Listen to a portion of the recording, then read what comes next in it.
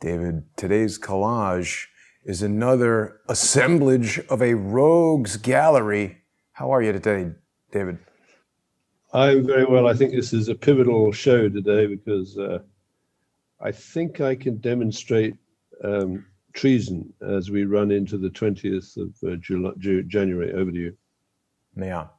Well, I think a lot of people have seen it, but definitely articulating it and showing people some of the details are critical aspects of what you and I do each week on our sponsor exclusive show. People are going to be able to watch that at 2 p.m. Eastern on subscribestar.com/reversecsi, patreon.com/reversecsi storyboards, and subscribestar.com or patreon.com/crowdsource the truth. It's very important that people share this video and become sponsors on Patreon or Subscribestar because, David, you know, there are social engineers and self-proclaimed ethical hackers that have seemingly, literally dedicated their existence to trying to destroy Crowdsource the truth, and they are not giving up.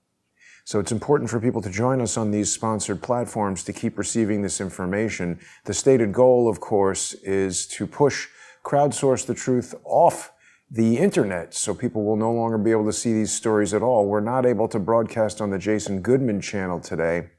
But David, why don't you tell us a little bit about what we're going to be getting into, and then at 2 p.m. people can join us for the in-depth discussion right after this. Well, obviously those events at the Capitol building on the 6th of January were a seminal moment for American history with the invasion of the Capitol building.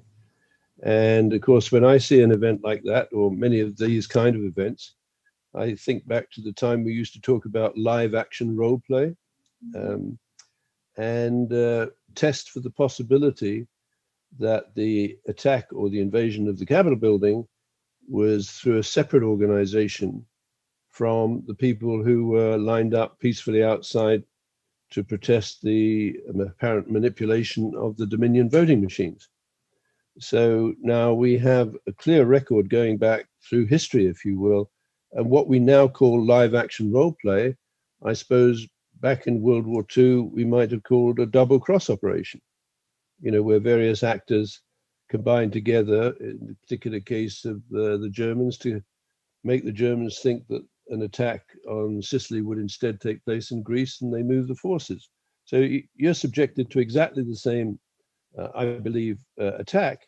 And what's fascinating is the transition of the chain of command on the 20th of January from President Donald Trump to the would-be President Joe Biden, who seems to be sailing into the White House unimpeded at the moment.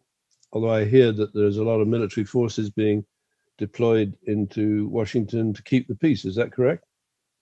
Right now, they're saying, David, that there's something on the order of 20,000 National Guardsmen, and I've heard on Twitter and elsewhere that that number exceeds the U.S. military presence in Iraq, Afghanistan, and Syria combined. Not that we should have a military presence in any of those places, but it puts it in perspective for people in terms of just exactly how many troops are there. Yeah. I mean, it's overwhelming. Well, let me just jump in there and look at the chain of command as it ran into the Obama administration, as manifested, at least from a technological point of view, with what is known as the Defense Red Switch Network. So up to, I think, 2009, I believe there was a terminal called a Raytheon IST-2 terminal on the desk, the Oval Office desk of President Obama. Someone, I believe that was Joe Biden, removed that terminal and replaced it with an Alcatel-Lucent terminal, which is not safe in terms of, you know, resistance to hacking. On that red switch terminal, there is 4 buttons, FO, well, there's about 40 buttons, but the 4 buttons that are absolutely crucial to the survival of the United States in times of peace and war, it's got 4 buttons, FO, O, I, and P. FO is flash override, O is override, I is immediate, and P is priority.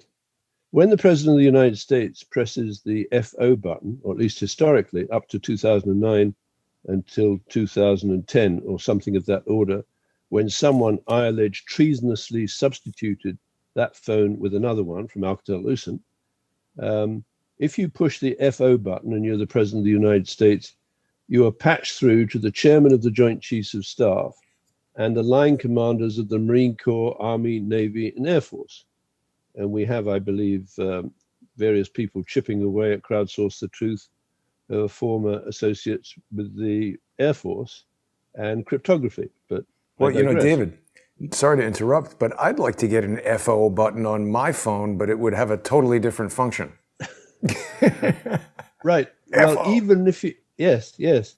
But by substituting an Alcatel-Lucent phone for the Raytheon IST-2 phone, it precludes the ability, at least when he's sitting at the desk, for the President of the United States to contact the Chairman of the Joint Chiefs of Staff and the line commanders of the Army, Navy, Air Force, Marine Corps, and say, I need help. We're under attack. So now what's really interesting is in the run-up to the 20th of January, right, this phone or this facility, it's not obvious, it's available to the President of the United States, that is to say, Donald Trump, to call up the Chairman of the Joint Chiefs of Staff. What worries me as of this morning, in fact, I don't say it panics me, but it should panic Americans, is to find out that the Chairman of the Joint Chiefs of Staff, Mark Milley, has written an extremely interesting thesis relating to counter-revolutionary and guerrilla warfare. I think that was at Princeton. So now, if Donald Trump called up Mark Milley and said, we are facing a revolutionary attack and the overthrow of the government, what would the response of this guy be? It's not at all obvious you can actually communicate with him, because now SERCO, this British company, has got into the network that would normally be available as a red switch network to the President of the United States. And I believe the party that substituted the Alcatel-Lucent, and I believe that to be Joe Biden, that was a treasonous act because it deprived the President of the United States, the ability to directly patch through to the Chairman of the Joint Chiefs of Staff. So right now, America is defenseless against a revolutionary attack. Over to you. Well, look at this, David. It looks like Milley was interviewed by Brookings Institute. They hosted U.S. Army General Mark Milley, 20th Chairman of the Joint Chiefs of Staff, the nation's highest-ranking military officer. What he said about how to view America's troubled relationships with Russia and China was important. Now, this Brookings Institute, David, this is where Ben Whitty's Lawfare blog is funded, and that Bot Sentinel seems to have something to do with Brookings Institute. Also, they've had James Comey and other traders speak there. I really don't trust the Brookings Institute at all, and I find it interesting that they are writing about what Milley has to say. I was looking for his PhD thesis, and I couldn't immediately find it. Have you read it? Where were you able to locate it? I've just seen the title actually this morning. So, and then I was Googling for it and I'd have to download the content. But I think America is now facing a pivotal moment in the next few days before swearing in, because if these people are able to transit through a period when the President of the United States, that is the Commander-in-Chief, can no longer request support from the Chairman of the Joint Chiefs of Staff, and possibly the Chairman of the Joint Chiefs of Staff has become a victim of what is known as a compromised node, America is in deep trouble. The Republic is finished, right? So now let's just consider how this network or compromised node network might have developed. It turns out, if we turn the clock back to the late 1990s, that Justin Trudeau and his roommate, Christopher Charles Ingvelson, who had been convicted or was convicted and jailed for directing an international pedophile ring, appear to have been setting up exactly that using a child-based prisoner escort system. That is to say, they can move people through the prison system, populated in large measure in an online criminal insurgency, I suggest, by Kamala Harris and Bill Clinton, because both of these characters were implementing the three strikes program, whereas relatively minor crimes could result in someone going to jail for life. So now what is released by that, and I believe the prison population during the Clinton and Kamala Harris era, the federal prison population moved from 92,000 to 250,000. And I suggest when you went to Washington to do that epic documentary of the people queuing up outside the Capitol building, I believe you were watching parolees released through the Clinton and Kamala Harris three strikes programs and moved into the Capitol area and then moved into the Capitol building itself for an attribution to President Trump, who I suggest had nothing to do with it. Well, it's a very valid suggestion as far as I'm concerned, David, because it's interesting that you mentioned this. You know, the news has just come out yesterday that on Wednesday, this really active social media influencer, professional speed skater, professional moron, and BLM Antifa activist, this guy, John Earl Sullivan, who's, I mean, I guess you're pretty shocked when you're getting, photographed by the cops. They all seem to have this look in their eyes. But this guy's a jackass who posts all over the internet as Jaden X. So again, that's the marker of a social engineer. He's using fake names. He's been to numerous Black Lives Matter and Antifa protests around the country. He was arrested because of his involvement with a protest that he organized in Provo, Utah over the summer. It was actually a counter-protest to an anti-lockdown kind of pro-Trump protest where him and his acolytes closed down a street and somebody fired a shot at a motorist that I think resulted certainly in injury, if not death. So he was arrested for that, but he was out. And he went to Washington, D.C.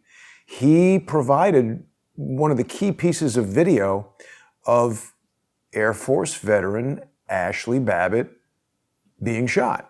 This kid was right in there on the tip of the spear. And it's interesting to note that his father apparently is an Air Force general, retired, and his father is a guy named General Dennis Sullivan. Now let me make sure I've got the right Dennis Sullivan. There's a lot of guys with this name.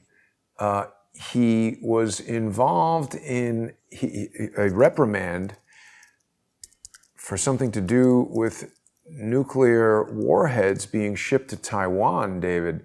That doesn't sound very good to me, but it's interesting that all of these people are connected to the Air Force, ethical hackers, people getting shot, this dope's father. This kid was featured in a commercial for Uber, David. Uber seems to like to hire criminals and terrorists. Imran Awan's lawyer claimed that he was driving for Uber, and that was the reason why he needed his ankle bracelet removed.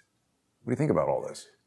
Well, when they move a community of federal prisoners from something like 94,000 to 240,000, really driven by the three strikes and you're out operation championed by Bill Clinton and Kamala Harris, you need to wonder what the objective is. For me, going back to the compromised nodes, once you have a compromised prisoner escort service, such as SERCO's, combined with a facility for identifying pedophile suspects on an international pedophile ring, you would have the ability to develop an international pedophile ring, which is moving prisoners and parolees into and out of crime scenes, such as I suggest that the riot at the Capitol building was actually a crime scene.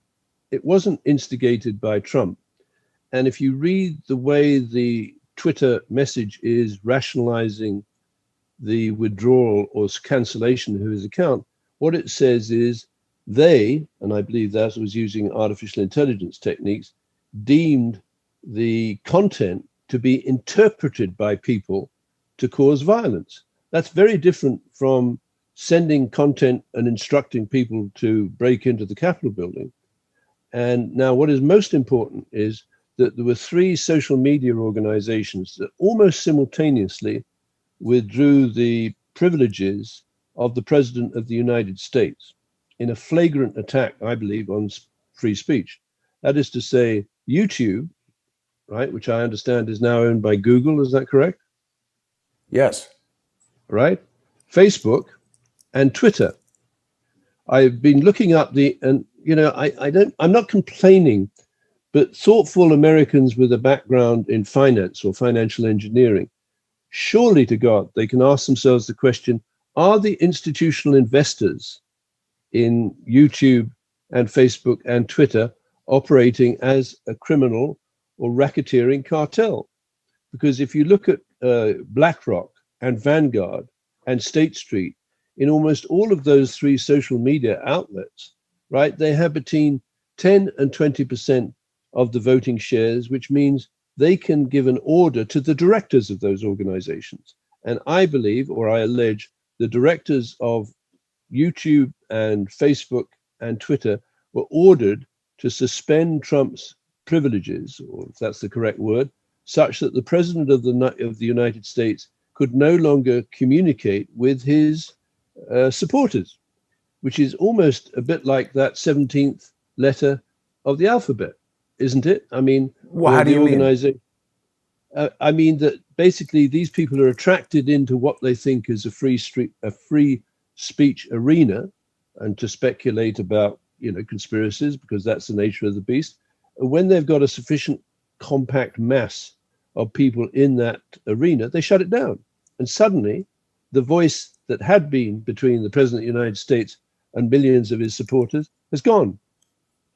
Right? Well, here's something also interesting, David. I want to share this with you very quickly because I think this is quite important. So it's more difficult to find now than it was even this morning. I was looking for this and found quite a lot of information about the father of this Black Lives Matter Antifa activist, John Sullivan, who's been arrested. His father is Air Force Major General Kevin Sullivan, who resigned after a pretty serious reprimand due to his involvement in an incident transporting nuclear warheads, as we said. So here's another guy in the Air Force who's up to really no good. And, the interesting thing, David, I think one of the most troubling aspects of this is Twitter suspending Donald Trump, not because of the fact that I like Donald Trump or anything other than I think it's an extremely dangerous message to send to enemies of the United States that private companies have power over the office of the President of the United States. The other thing that's very interesting about it, David, is that this criminal scumbag, John Earl Sullivan, who's now been arrested for rioting at the Capitol, he's still on Twitter. He's still able to post. And he's spent the week since it occurred posting bullshit that was designed to absolve himself and position him as somebody who's just there to document this. But throughout his own videos, he's heard encouraging the crowd, saying, we're going to burn this place down, we're going to burn this. He is very well associated with other violent protests. And I just, David, I'm flabbergasted when we look at the historical footage and involvement of Trump supporters in previous Trump activities. We haven't seen anybody climbing all over buildings, destroying property, burning things down, getting involved in violence. However, virtually every Black Lives Matter and Antifa protest around the country over the summer ended in similar violence, attacking businesses, attacking people, killing people, destroying property. I don't understand how people don't see that this incident was provoked by Antifa in disguise, agents provocateurs like the son of this disgraced Air Force general. And I would also remind people that General Thomas McInerney, who's been spreading the provably false story that some nonsense called Hammer and Scorecard had an involvement here. He's also an Air Force general. Right, and we have to come back to the meta conspiracy here, which I believe is that going back to World War II, except it wasn't called that, but in the present era, we're talking about live action role play. Now, live action role play needs a director. I'm alleging that the director of live action role play through the 90s to the present time is Justin Trudeau, the present Prime Minister of Canada and the son of a previous Prime Minister, Pierre Trudeau, who was a great fan of Communist China and Mao Zedong. And in 1973 was in China shaking hands with Mao Zedong, probably the gayest killer of the 20th century. Did you say gayest or greatest? Greatest.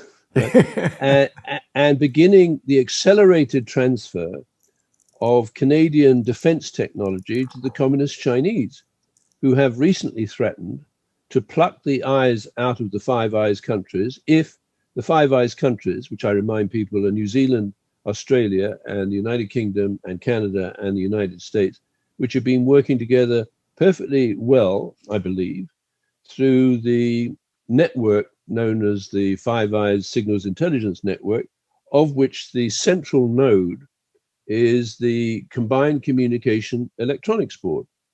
And I believe when Joe Biden removed the Red Switch network from the desk of Obama and replaced it with an Alcatel-Lucent, when he comes in, he will now have access to a back door into the Five Eyes countries that can then be blinded and achieve the dream of communist China. So you are looking, that is to say, the United States, but all of your allies in the Five Eyes countries, of which I'm included, and I've worked in all of the Five Eyes countries, you need to recognize that a little act, or superficially a little act, to replace the defense red switch network on the Oval Office desk of Obama and replace it with an Alcatel-Lucent.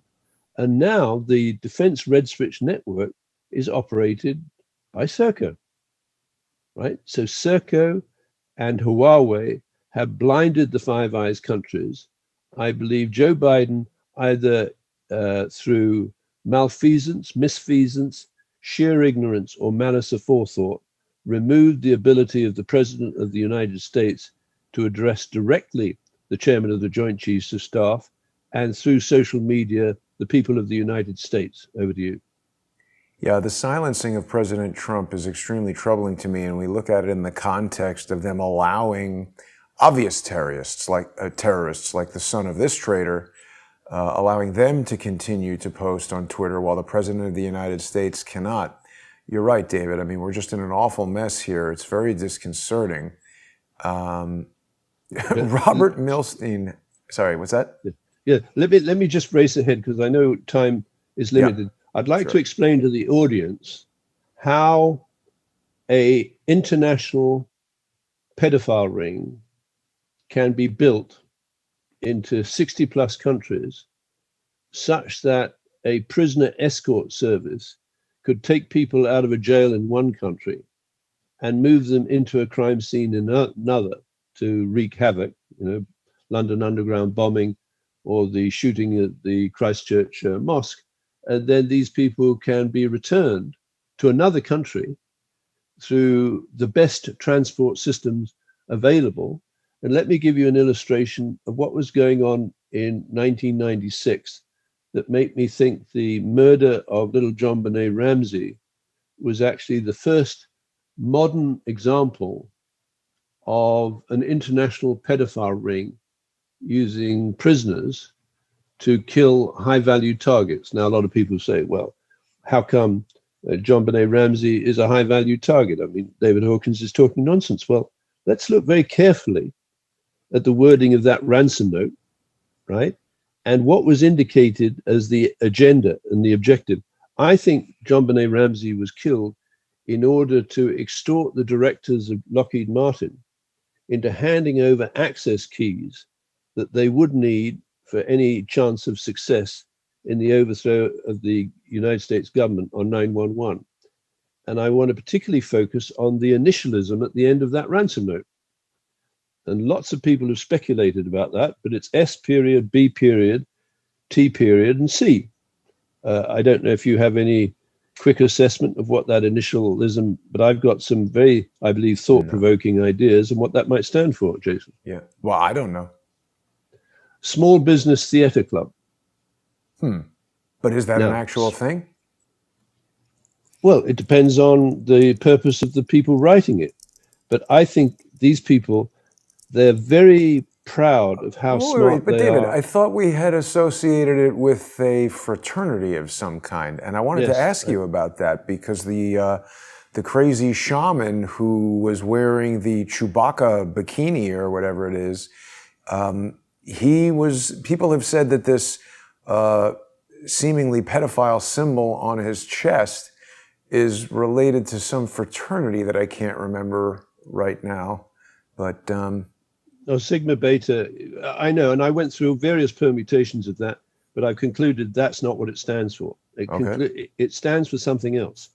Now, Small Business Administration was run by Christine Marcy, Field's sister, from 1998 to 2001. That would have given her access to all of the small businesses that could have been integrated together to put the technology necessary to pull off the attempted overthrow of the government of the United States. At the time of 1996, when the little girl was murdered in the most brutal fashion, demonstrating the gratuitous cruelty of psychopaths, this was 1996 on December the 25th. In fact, her death may have very well been timed to happen at midnight on Christmas Day, but I digress. 2 months before that, in October the 22nd, there was a meeting in the Great Hall of Justice to hand out the Gore Hammer Awards, right? Janet Reno was there, Jamie Gorelick was there, and Christine Marcy was there. And it was doesn't Jamie Gorelick have something to do with representing Jared Kushner? Possibly. But she's known as the Mistress of Disaster because she stovepiped the CIA and the FBI and prevented them from communicating. And had they been able to communicate, they would have been able to recognize perhaps that the muscle hijackers or various parties were coming in from Saudi Arabia through Dubai, where they would collect visas into the United States from SERCO. David, she was on the president's son-in-law's legal team, Jamie Gorelick. Right. She's a traitor. She's incompetent. She's certainly the mistress of the disaster. But what concerns me is what the awards were that were handed out at that October the 22nd meeting. There were three actually, Sentry, JPATS, and JABS. The Joint Automated Booking System and the Justice, Prisoner, and Alien Transportation System would provide people with the ability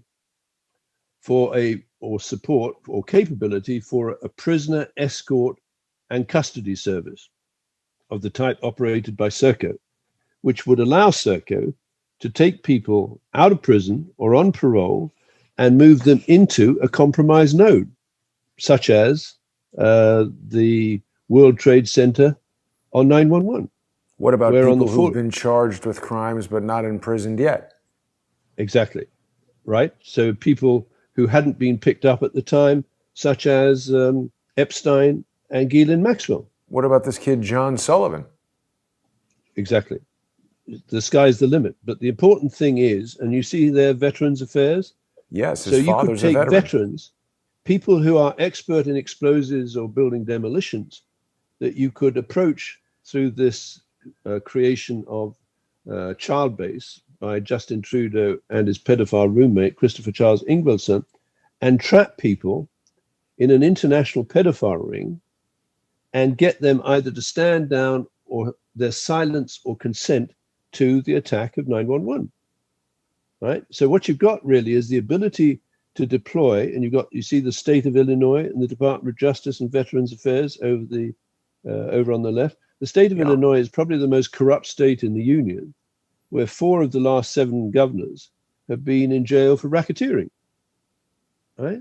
Department of Justice, obviously, they are administering JABS and JPATs, and Veterans Affairs is where you could pull people from their past experience with the skill set needed to demolish the buildings or the World Trade Center in New York or take out the Pentagon's US Navy Command Center in Washington.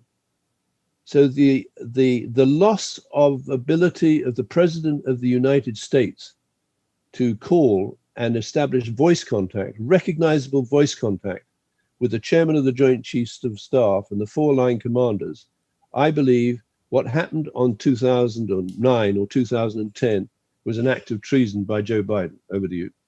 Taking away the phone, you mean? How do we know that Joe Biden took that phone away? Well, we have that other photograph. We don't know who. What we do know is that we've got a photograph, for example, of Joe Biden in front of the desk talking with Barack Hussein Obama. And the phone on the desk that's an Alcatel-Lucent phone. And I can't emphasize this enough. That Alcatel-Lucent phone is backdoored straight through, I believe, to Huawei. Right? So as early as 2008, 9 or 2010, I believe Joe Biden authorized, oversaw, or basically was responsible in terms of the chain of responsibility for that action. So there was a red switch trade during the Obama administration, which took out the link between the President of the United States and the Chairman of the Joint Chiefs of Staff and substituted Huawei and SERCO.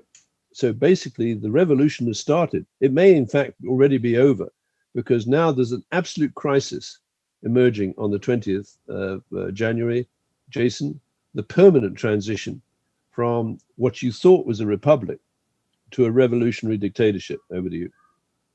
I mean, I think it's going to be like a technocratic socialist dictatorship where there's heavy control of the media by, Google and Amazon and all of the social media accounts. Yeah, let me just jump in there. So let's go back to the institutional shareholders of YouTube through Google and Facebook and Twitter, right? So basically you put together some combination of BlackRock and Vanguard and State Street in those three companies, and you find they've got between 10 and 20% of the voting shares, which means if they're acting in concert in what I would describe as a racketeering, influence, and corrupt organization, those investors or those institutional shareholders can dictate what the social media directors do, including pull your link under certain systems, or basically deny the President of the United States the ability to use his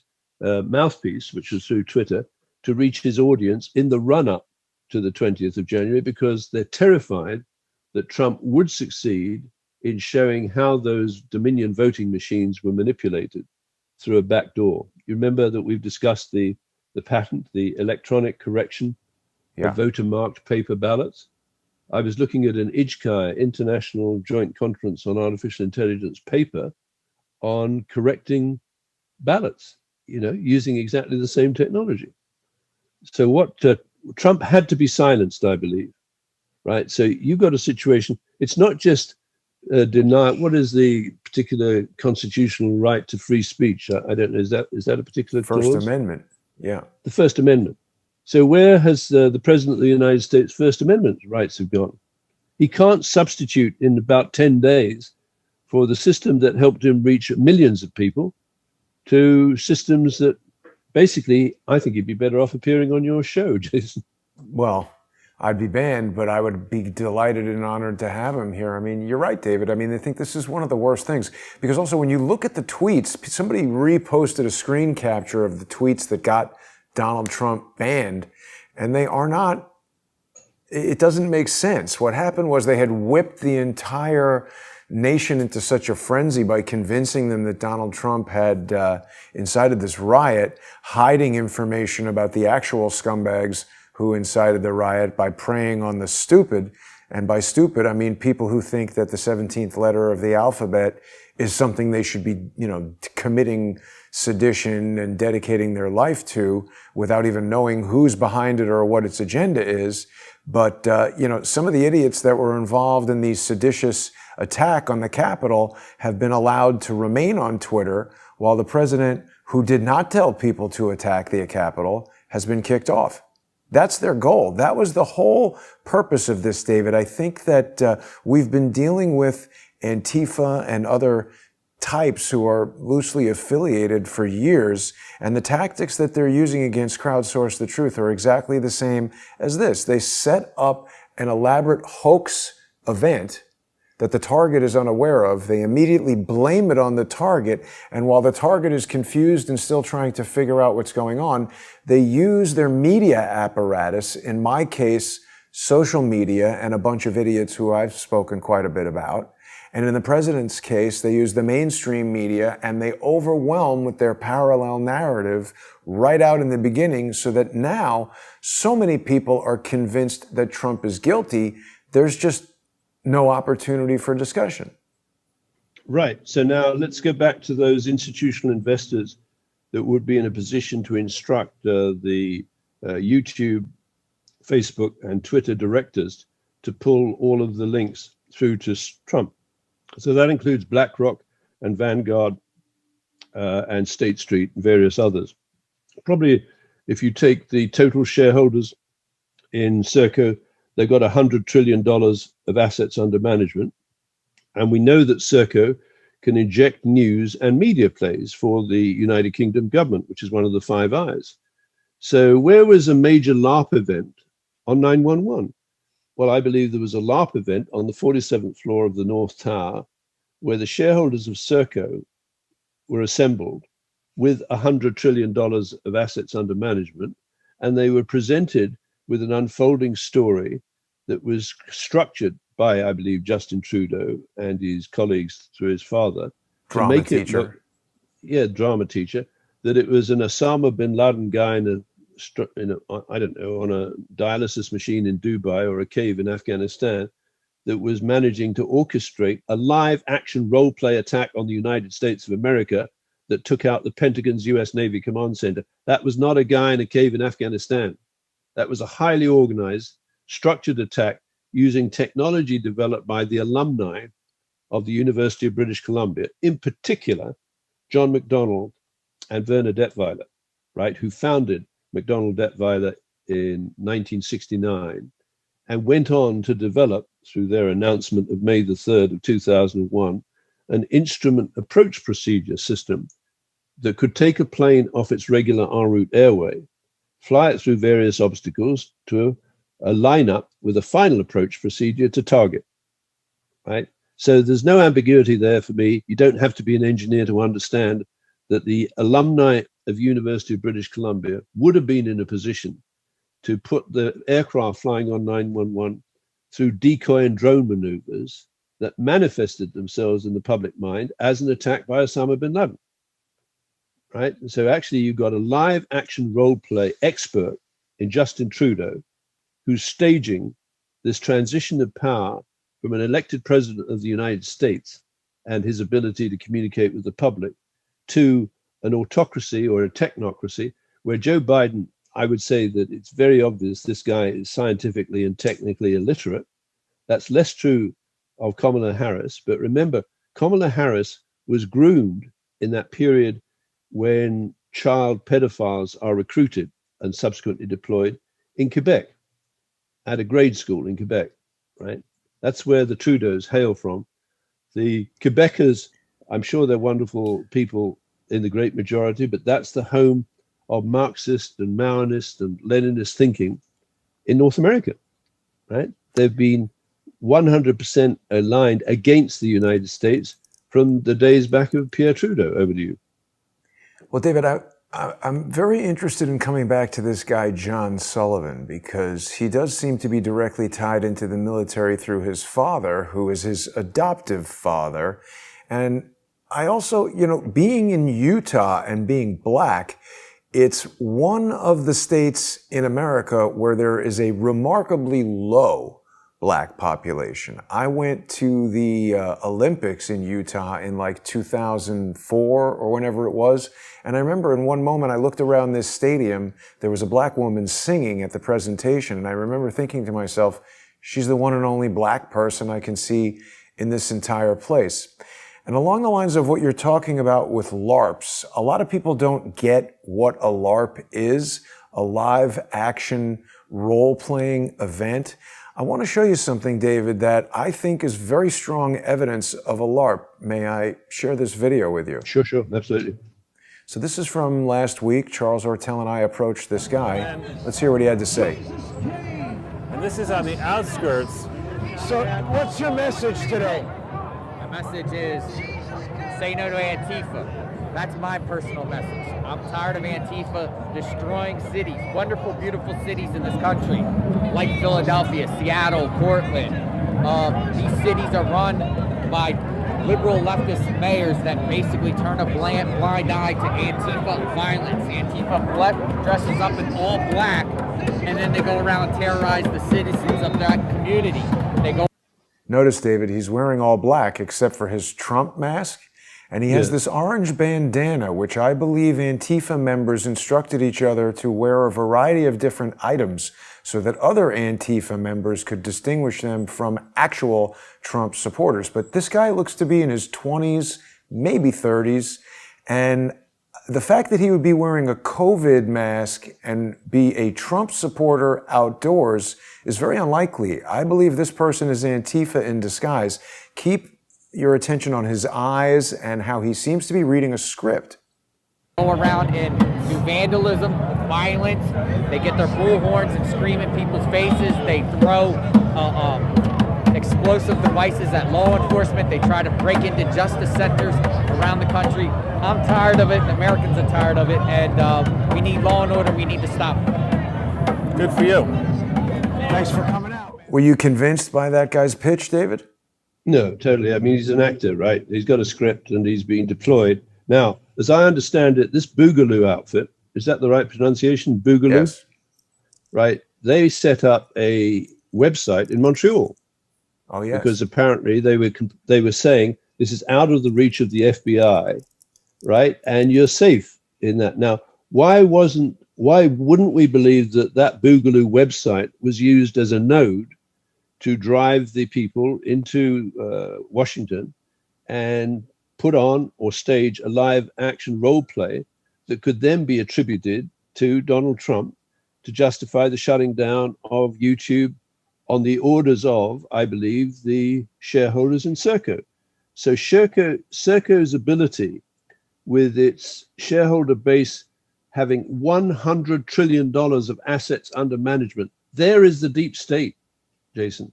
There are 3 countries as shareholders of SERCO: Saudi Arabia, United Kingdom, and Singapore. And I'm not sure how you handle the assets under management of those 3 sovereign investors, if you will. There's the state of California, which is the only state that is an investor or declared shareholder of SERCO, and I presume that has close ties to Kamala Harris.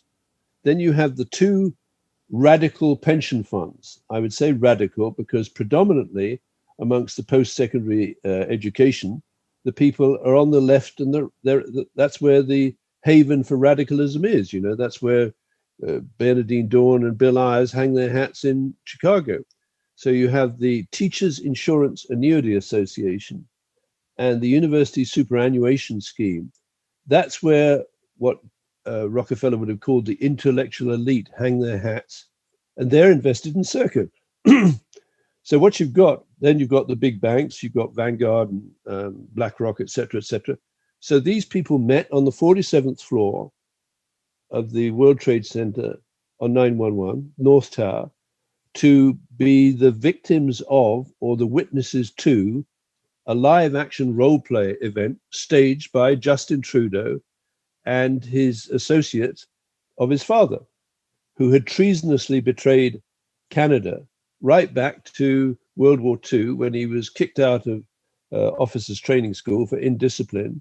Subsequently, with independent means, he goes on a journey via Harvard, the Sorbonne, and London School of Economics, and he comes back to Canada. Eventually, he becomes Prime Minister of Canada in the 1980-84 period during that IJCAI conference in Vancouver. So Trudeau, father and son, for me, are superb practitioners of live action role play, where they've succeeded using this child-based technology in deluding Americans into believing they're under attack by an external enemy when they're actually under attack by a domestic one. There are traitors within the gates, right? And they're moving towards the White House. I don't trust the military that is coming into Washington to preserve the peace, because some people quote Justin Trudeau, and they say it's fake, that they had to intervene, Canada would intervene militarily if Trump did not leave the White House. Now, this little goofy guy, what the hell credibility None of his does damn he have? business. Well, exactly. But you see, he does have the deployment of Canadian military, which is negligible in terms of the global scale. But for someone to talk like that, or more important, perhaps, be said to have spoken like that, these people are issuing threats because they don't think they're going to be rumbled. I think you and I and our listeners have rumbled these guys. Over to you.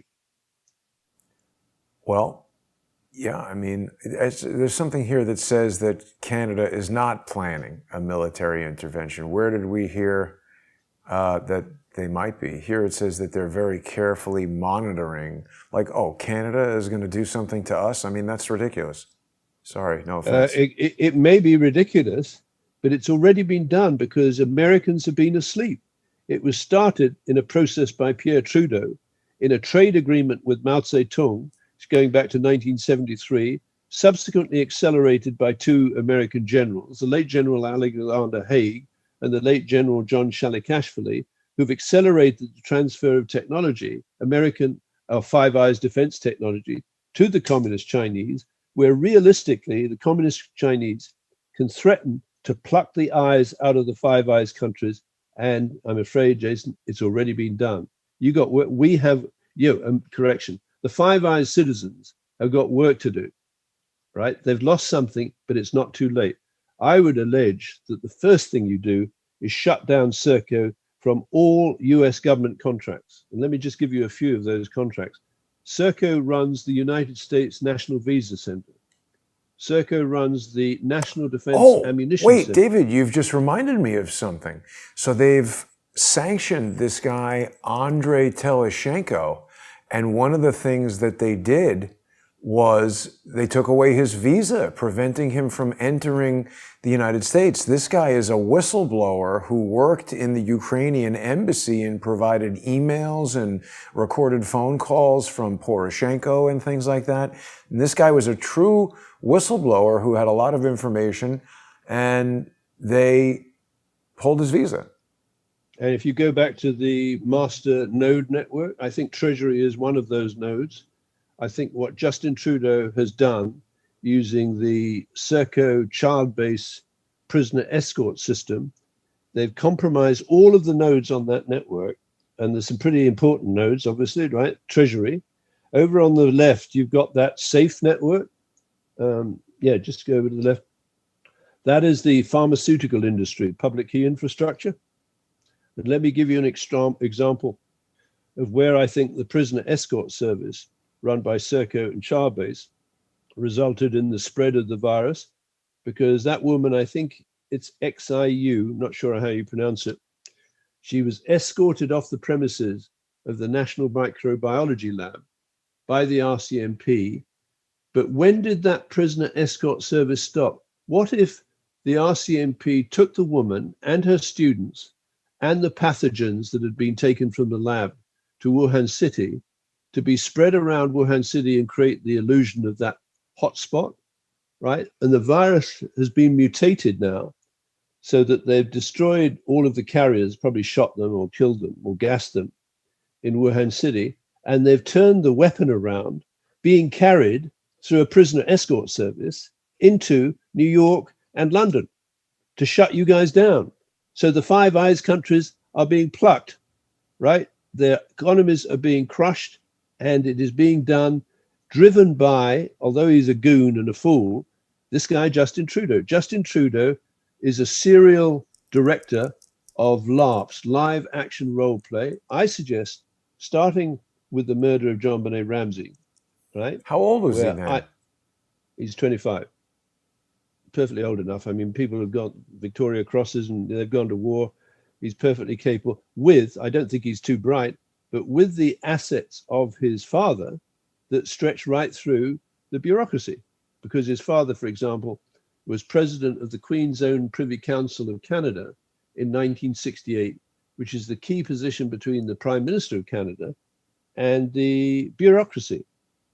So the Five Eyes countries the first eye to be plucked, or pair of eyes, was Canada by Pierre Trudeau.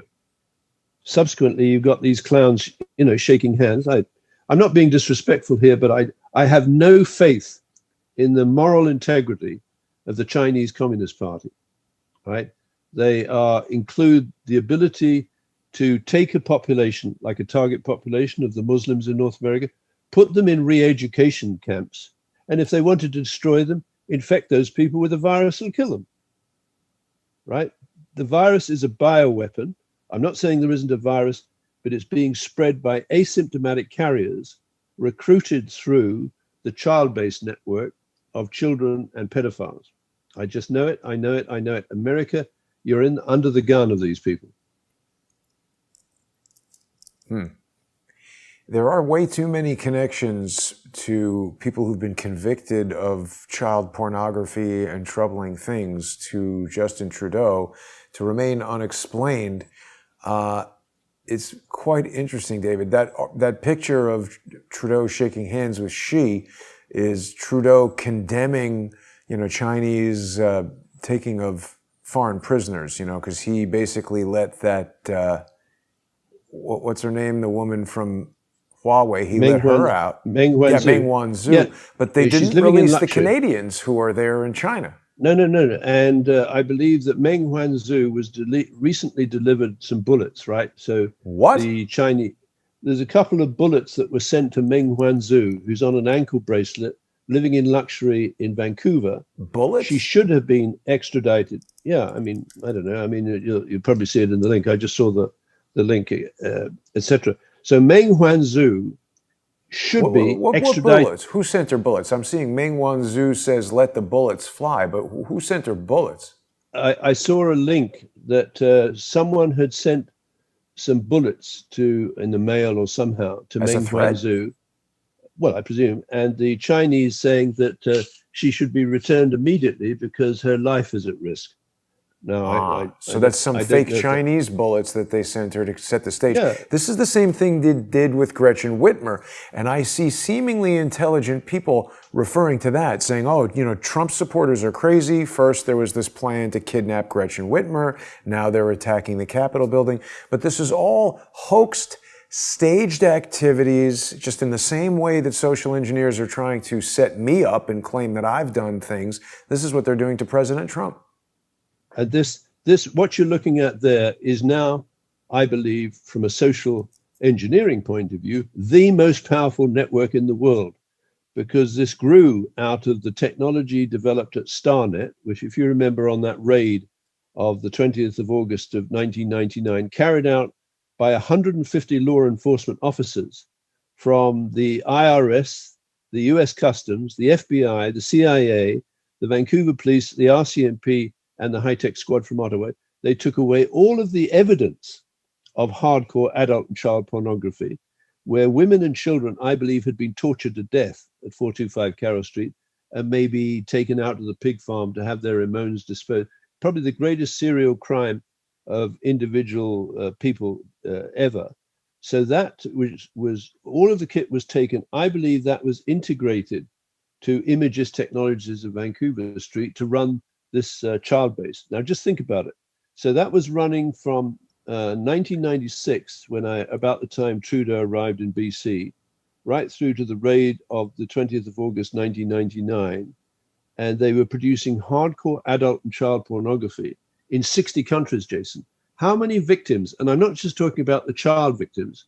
I'm talking about the people who got caught up in that, or maybe got framed because they're in a hotel where the day before or the day after, an actor dressed in their clothing has abused or raped a child. So now it looks like they did it, right? And this is basically a prisoner protection racket of the type, it was way before the technology, developed in London at the Cray Twins. The Cray Twins ran from behind bars a pedophile, homosexual protection racket, right? And Frank Sinatra was given a bodyguard of 18 people for the 1988 Wimbledon. And I can guarantee you that whatever turned Frank Sinatra's crank would have been supplied by the scumbags directly reporting to the Cray twins in jail. That model was picked up by Christine Marcy, for the JPATs and JABS. Remember that JABS was built by Nortel Government Solutions for the Department of Justice at a time when Nortel Government Solutions was controlled by Huawei. Right? So Huawei controls the movement of prisoner escorts through the operations of SERCO. They're moving people into position at the Capitol, right, in order to make sure that Trump goes, that Meng Wanzhou is released, and there's a transition from what Americans think is a democratic republic to a technocratic autocracy. David, I hate to interrupt you, but we're out of time here, and we need to transition over to our sponsor exclusive segment on people are going to be able to watch it on subscribestar.com/reverse-CSI, patreon.com/reverse-CSI storyboards, or subscribestar.com/crowdsourcethetruth, and patreon.com/crowdsourcethetruth. David, I want to show you a CNN interview with this guy, John Sullivan. They seem to be following this SERCO model of using existing news networks and injecting fake news. This is, there's so much evidence coming out in support of President Trump. If this evidence can't be seen, and we have good reason to believe that they'll continue to cover it up as they have been, we're in a lot of trouble. So I hope people will join us on Patreon and Subscribestar. We'll